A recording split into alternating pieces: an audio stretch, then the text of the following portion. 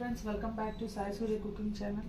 ఈరోజైతే multi grains తోటి దోశ వేసి చూపిస్తానండి. అదే మన ఇంట్లో కొద్దిగా ఎప్పుడు అంటే మిగిలినవని కాదు, సరుకుల్లో ఎప్పుడు కూడా ఒకే టైప్ దోశలు అంటే బోర్ కొట్టేస్తుంది కదా, రొటీన్గా కాకుండా డిఫరెంట్గా.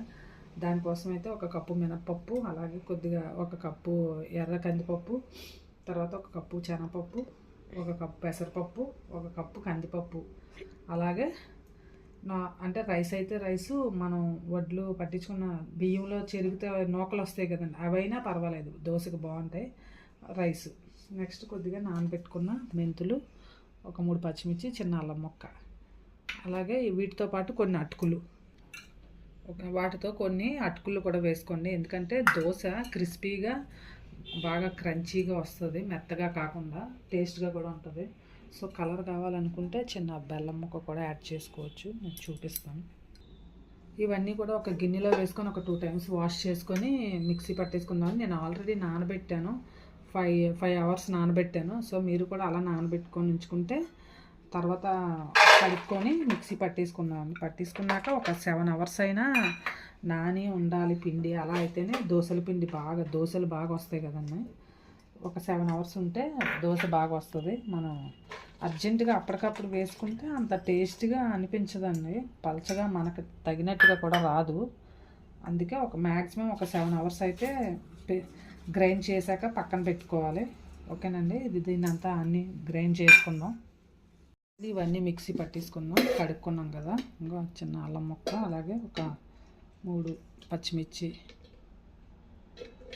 ఫైనల్గా ఇవన్నీ కడిగేసుకున్నాం కదా, ఇప్పుడు మిక్సీ పట్టేసుకున్నాం.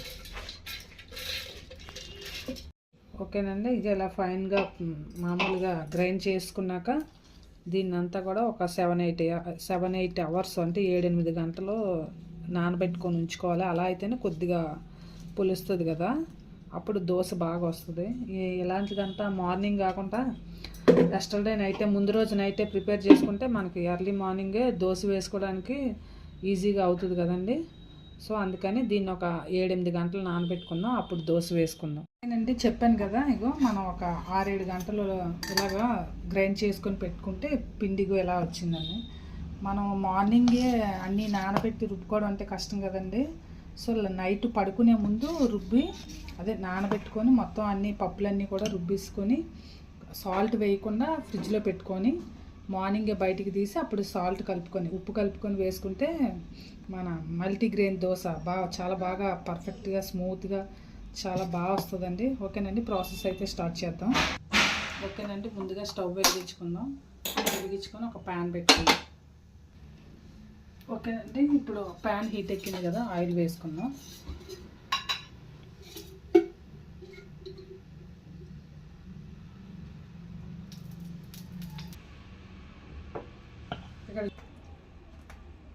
ఓకేనండి, ప్యాన్ హీట్ ఎక్కినట్టుంది, వేద్దాం.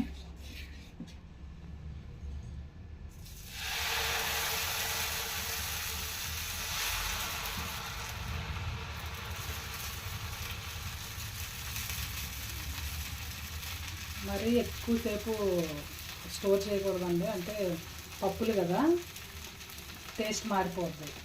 బాగా పులిసిపోయినా కూడా బాగోదు.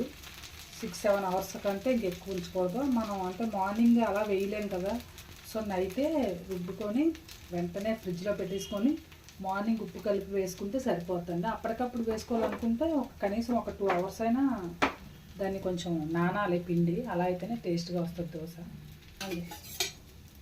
పైన ఇంకొద్దిగా ఆయిల్ వేసుకున్నాం.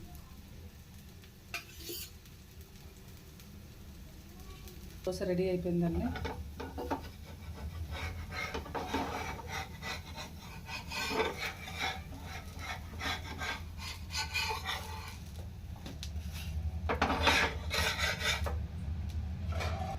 ఒక ప్లేట్లోకి తీసుకున్నాం.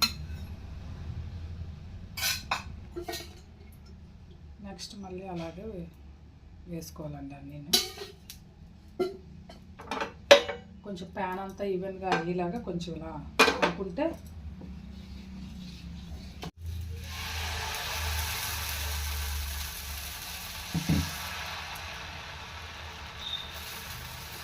దోశలన్నీ ఇలాగే వేసుకుంటే అయిపోతుంది కంప్లీట్గా.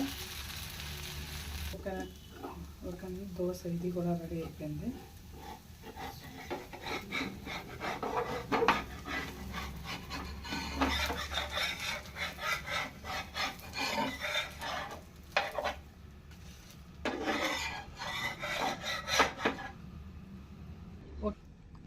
ఓకేనండి, మల్టీగ్రెయిన్ దోశ రెడీ అయిపోయింది. చూసారు ఎంత కలర్ఫుల్గా వచ్చిందో. నేను అల్లం చట్నీ చేశానండి. సో ఇంట్లో లెమన్ పికిల్ ఉంటే అది కూడా పెట్టాను. దీనికైతే మీరైతే కొబ్బరి చట్నీ, టొమాటో ఏదైనా సరే ఎనీ కాంబినేషన్ చట్నీ చాలా ఎక్సలెంట్ టేస్ట్తో ఉంటుందండి. మీరు కూడా మీ ఇంట్లో ట్రై చేయండి. ట్రై చేశాక అలాగే టేస్ట్ చేసి మీ ఫ్రెండ్స్కి కూడా షేర్ చేయండి. నచ్చితే కనుక ఒక కామెంట్ కూడా పెట్టండి.